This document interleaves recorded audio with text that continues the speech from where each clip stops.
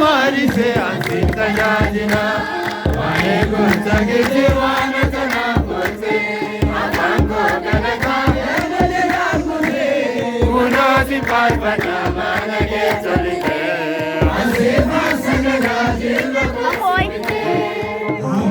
Jame braj.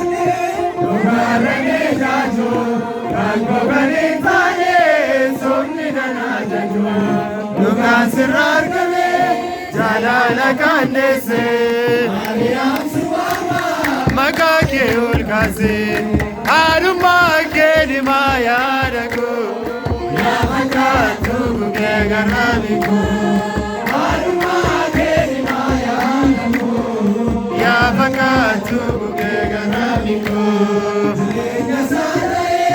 baru kerat bate, Duka kango datik, wae keni farsa,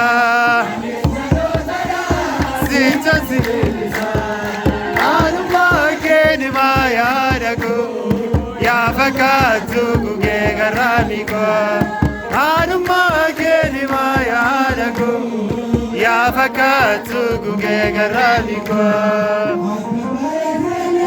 nana geni ma. Warigama, Udatin Devu,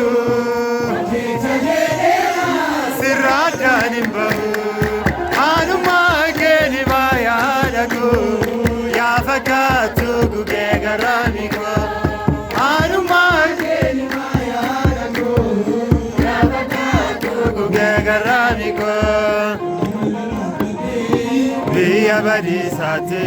Gamatani lale karani orati, ani chalakayo, isasi okumba, abasi setana, nana radarba, ulfina wakayo, arka konol gesa, arre kumbaye, lukani chakesa, yani kosyabiye, enyuma kosbere, ayandire jako, wangelandirire.